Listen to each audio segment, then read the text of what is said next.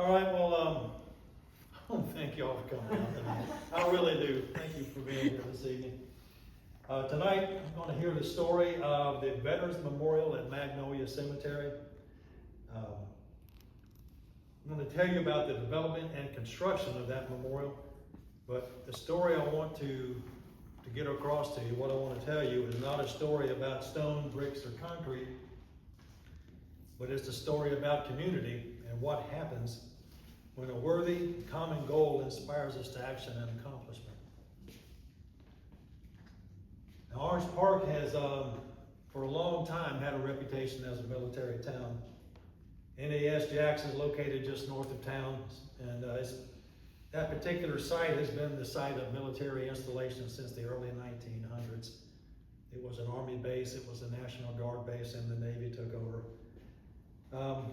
And that NAS has just been a mainstay of military activity in our area for a long time.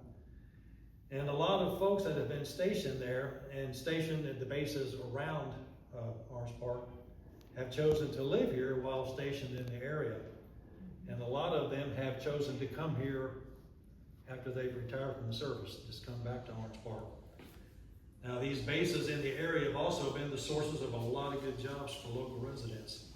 So there is a strong military tradition in the town. I can skip the slide. All right, now the Veterans Memorial got its start halfway around the world 80 years ago with a young war bride named Joan Jones. Joan married a young U.S. naval officer who was stationed in her native Australia during World War II. After the war, Joan immigrated to the United States to live with her husband, and in the later years of her life, she lived in Keystone Heights. Joan was always very appreciative of what the United States and its military had done for her home and for her.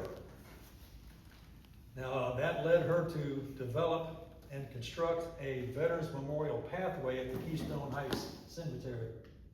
You can't see this little thing, but this is the walkway down at Keystone Heights, and they have a stone in front of it too.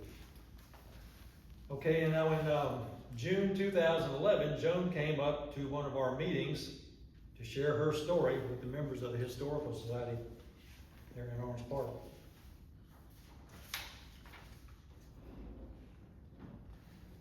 Now, Joan's comments about the Keystone Heights Veterans Memorial Pathway resonated with one of our members. That was Carolyn Day. Carolyn was the wife of an Army veteran, wondered why Orange Park did not have a similar memorial for its veterans, and she soon took steps to correct that shortcoming. Now, Carolyn was an integral member of our society, and she shared her thoughts with us and soon convinced everyone that Orange Park needed a proper Veterans Memorial, so the society decided to pursue the project.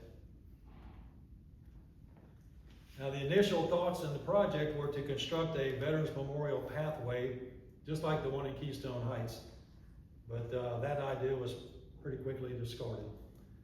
Now, Orange Park, with its ties to the military, just needed a larger memorial.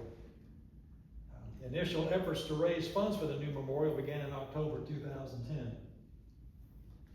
Now, Carolyn, as the process went on, she soon created a rendering for a memorial bounded by two low brick walls that focused visitors' attention on a large granite stone featuring the motto, "Duty, Honor, and Country," and our nation's flag. The brick walls would also feature granite medallions representing the 6 branches of service: Army, Navy, Marines, Air Force, Coast Guard, and Merchant Marine. And the floor of the memorial would feature concrete pavers. Now, we considered several sites for the new memorial. We looked all around town. We thought about Town Hall Park. We thought, maybe down on River Road. We just looked at a number of areas, but the site that really stuck out and seemed to be the most appropriate with enough room was just inside the entrance to Magnolia Cemetery. Now, back on January 12th, 2011, representatives of the society met with the Magnolia Cemetery Board of Trustees to discuss this proposed Veterans Memorial. The plan for the memorial was presented to the trustees, who were very supportive of the concept. So the next step in this journey was to request approval from the Orange Park Town Council. So we made a presentation to the Town Council at its meeting on February 1st of that year, and the Town Council approved the concept and the location inside Magnolia Cemetery, and asked us to work with town staff to finalize the details.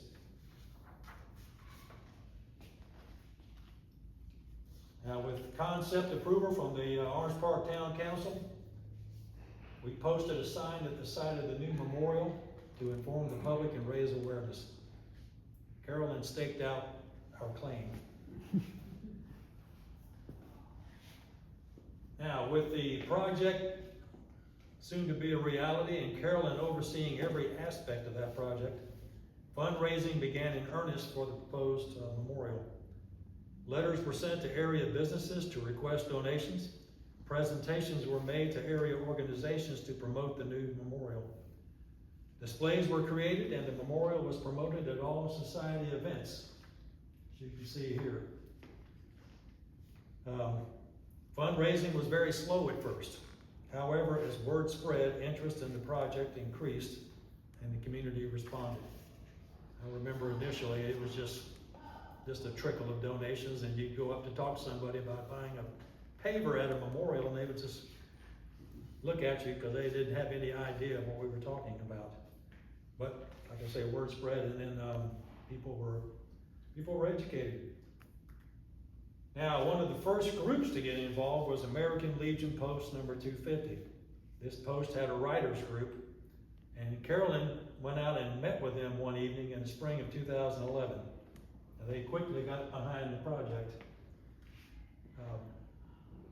Folks with the American Legion Writers Club manned the booths outside the Blanding Walmart and the Orange Park location of Adam Egg Harley Davidson.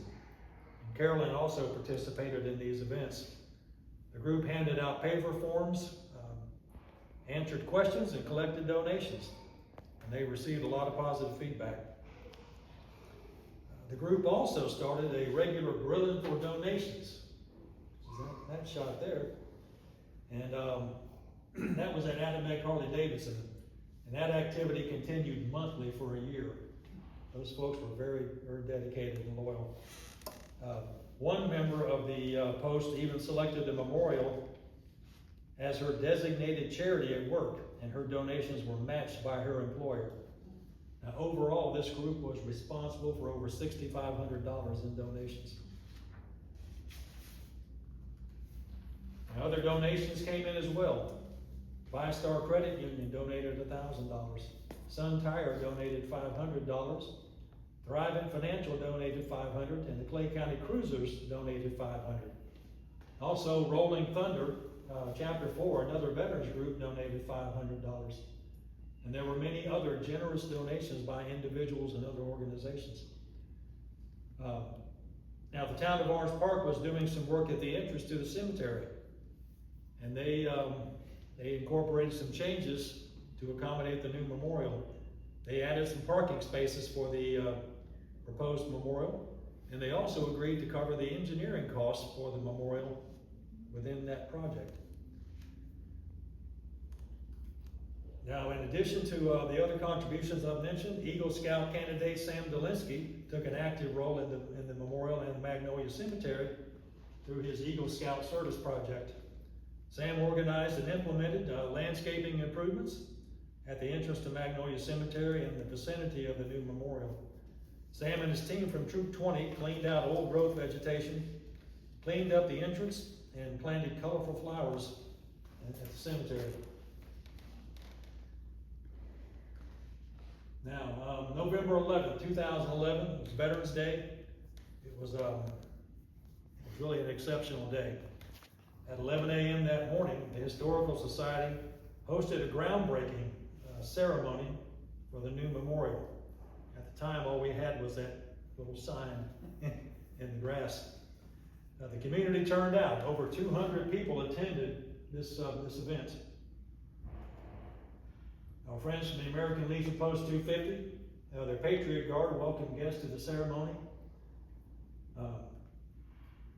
The event was attended by representatives of several veteran and civic organizations, as well as our elected leaders. Rolling Thunder chapter president Robert Mitchell and other members of his chapter attended as well.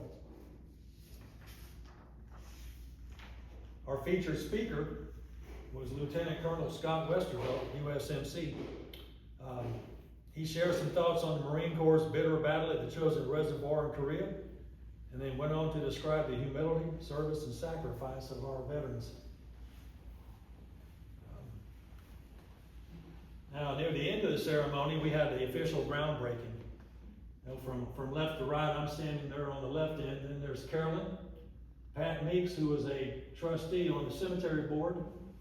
Then you had Danny Tarrant with American Legion Post 250, Lieutenant Colonel Westervelt, and then the Mayor of Orange Park, Pete Morgan.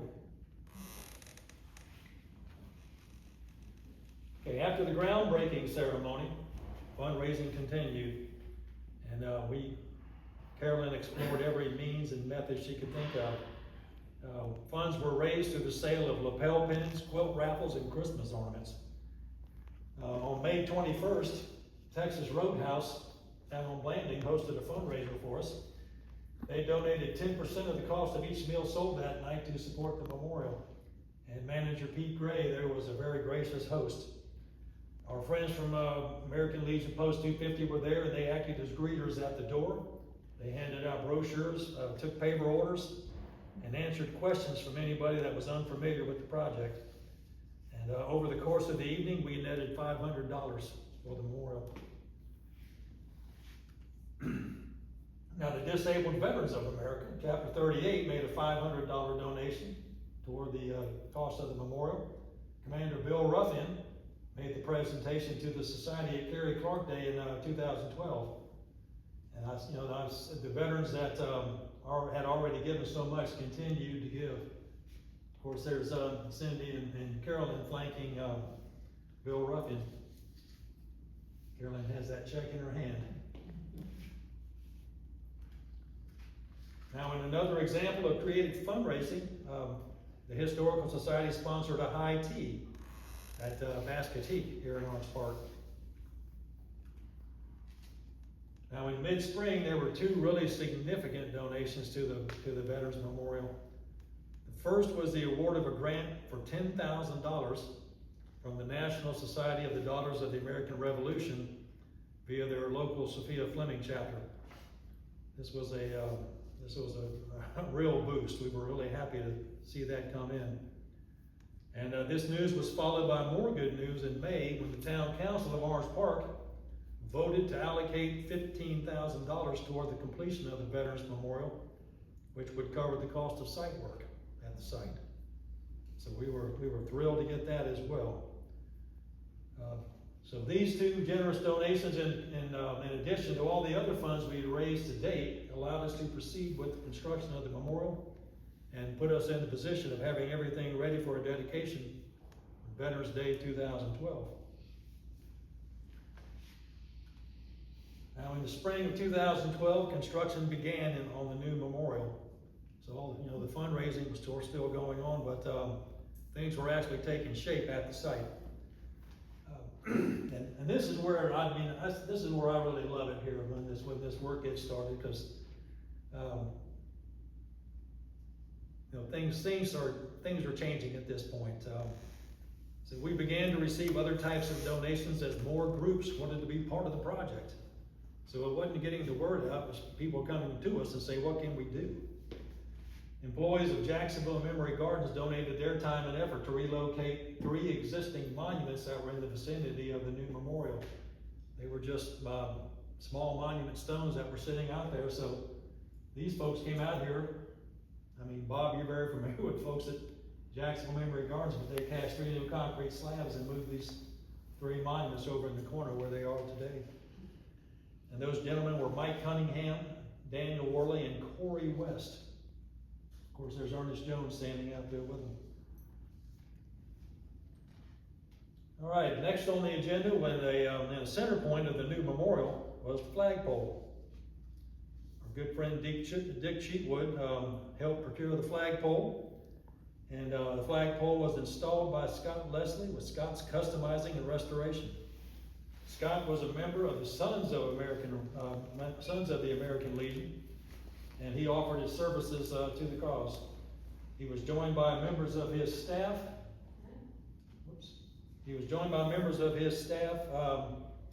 John Goh, Mark Foreman, and Ronald Stengram. Scott also donated all the sand for the project. Okay, now by September 2012, the memorial was taking shape. 2 brick walls were constructed, again by Scott's Customizing and Restoration. We placed orders for our granite memorial stone, 3 benches, and 6 granite medallions with the assistance of John Shipley at Jacksonville Memory Gardens. Concrete pavers were delivered to Florida Custom Signs to be cleaned, dried, and made ready for the engraving process. Excuse me. Mr. Lee Henry, Master Gardener, helped us with our landscaping plan for the memorial. Everest University instructor Tim Shook and his electrical students installed our light and an electrical outlet for the memorial. All their time and materials were donated. From left to right, you see Marvin Pierre, Richard Ivins, Derek Tucker, Ernesto Marcella, Ray Zeider, Rigard Leffery Jr., Jean Pierre, Kelly Soroka, Chris Hill, Chris Cummings, and instructor Tim Shook. Man, what are we looking at? What is that on the ground? That is a ditch for the conduit for the electrical. Okay. They put a conduit in there. And back where they're standing is back right behind the flagpole where the light is. Or maybe right in front. We had a receptacle put in at the brick walls, and then we had a light right in front of the flagpole. So but they ran conduit from one of the light poles at the entrance to the cemetery, back to that corner. Okay, we also ordered, We also ordered trees and shrubs for the landscaping around the wall from H&G Wholesale Nursery with the assistance of George Hall and Master Gardener Lee Henry. Students at the Florida Youth Challenge Academy assisted with the planting of the new shrubs. Master Gardeners Margaret Peel, Sarah Harvey, Kathleen King, Bob DeMay, Paula Horton, and Arthur Manhart also came and assisted with the planting. Now I know I'm going through a lot of names, but I'm just trying to give you a sense of all the people that got involved with this thing. It was really amazing to see everybody come together. Now, a crew from Jacksonville Memory Gardens constructed a concrete base and installed the beautiful memorial monument that sits at the memorial. These guys were a great help, and they have continued to be a great help to us. Now, Mark Rusco and Shandevi Rodriguez of Florida Custom Signs engraved almost 400 pavers. And DJ Whitlatch of Capital Landscape installed all the pavers, inscribed in plain, to finish the memorial. The Historical Society provided inscribed pavers for all Clay County veterans killed in action, and for the individuals and businesses that supported the memorial through donations or services.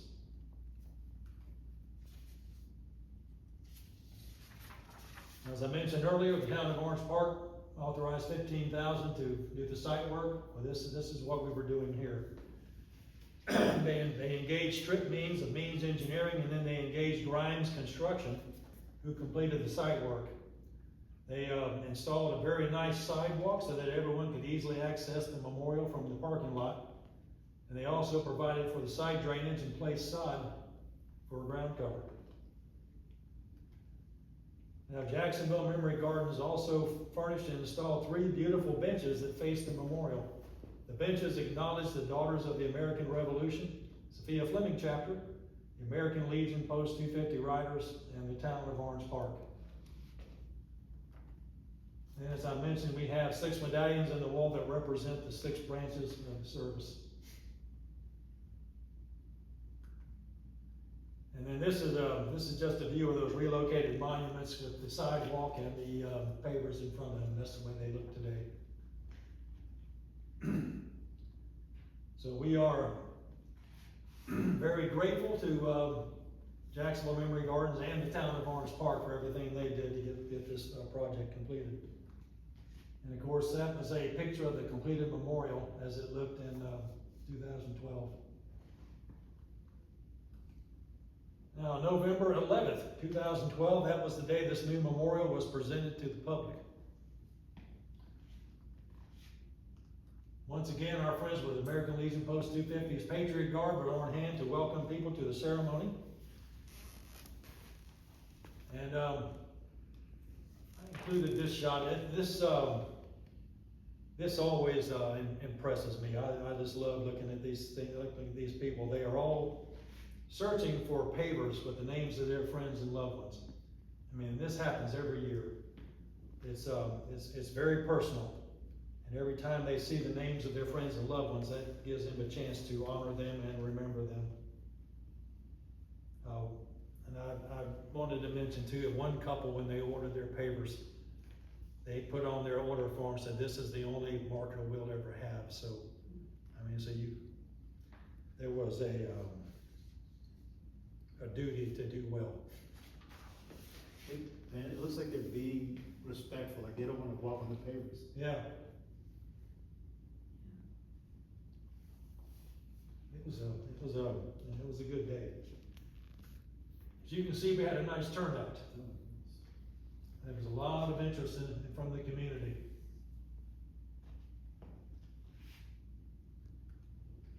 We were fortunate to have representatives from each branch of the service participating. From left to right, that's Colonel Robert Wetzel, U.S. Air Force, Petty Officer Mark Truce, U.S. Coast Guard, Yeoman Leslie Bailey, U.S. Navy, Captain Ernest B. Jones, U.S. Army, Frank Steffen, U.S. Merchant Marine, Chief Warrant Officer Gaylord Hendry, U.S. Marine Corps. And if you've been out to the memorial, Mr. Steffen has a paver out there for himself, right underneath the Merchant Marine medallion. Now, the good folks at Rolling Thunder presented us with a POW MIA flag that was to fly over the memorial.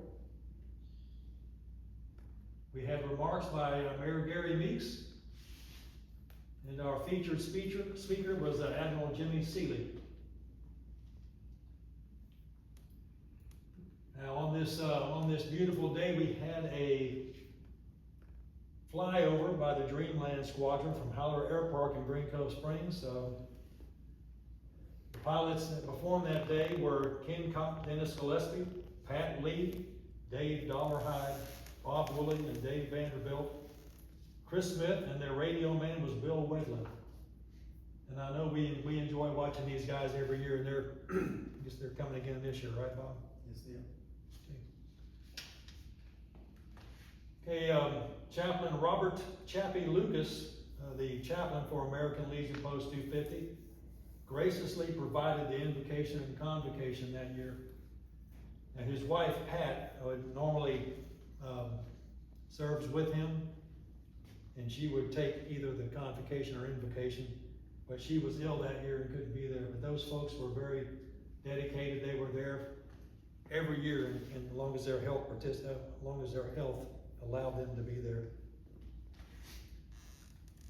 And this is just a nice shot of the ladies with the DAR who had done so much for this project. They're all posing with their bench. They were awfully proud of their participation and involvement. And one of the fun parts of the program, after almost 2 years of working together to build this memorial, the folks at American Legion Post 250 adopted Carolyn. And they awarded her with a plaque that says, "In appreciation to Carolyn and Dave for vision and service from Legion Riders 250. They also gave her a vest, and you can see that vest right there. And right here, you can't really see it, but right there is a tag that says Cookie Monster. That was the nickname they gave her, because every time Carolyn would go to a American Legion Post meeting, she would always bake cookies. And she made a lot of friends that way. Now, I want to mention too, the folks with American Legion Post 250, they provide us with a new flag to fly over the memorial every year. I have to say that the overall, the dedication ceremony went very well. As you can see, it was very well attended. But the completed structure was a fitting memorial to our veterans and a credit to our community. And we remain grateful to everyone that purchased an inscribed paver or made a financial donation and or contributed their time and talent toward the construction of the memorial. Now, in November 2012, the town of Orange Park recognized the Historical Society and Carolyn Day for their efforts to design, fund, and construct the memorial. Of course, there's Mayor Meeks with Sarah Bedsole, Carolyn Clark, and Cindy and Carolyn. It was well deserved. Now the Veterans Memorial remains active. Sales of inscribed pavers continue and new pavers are added each year. Veterans Day ceremonies are now held annually at the memorial. And in 2013, the Historical Society instituted an essay contest for Clay County students as part of the Veterans Day ceremony. Students are invited to submit essays on the subject pertaining to veterans or Veterans Day. Students are divided into age groups, 4th through 6th grade, 7th through 8th grade, and 9th through 12th grade. And the winning students receive a cash prize and their essays are read at the ceremony.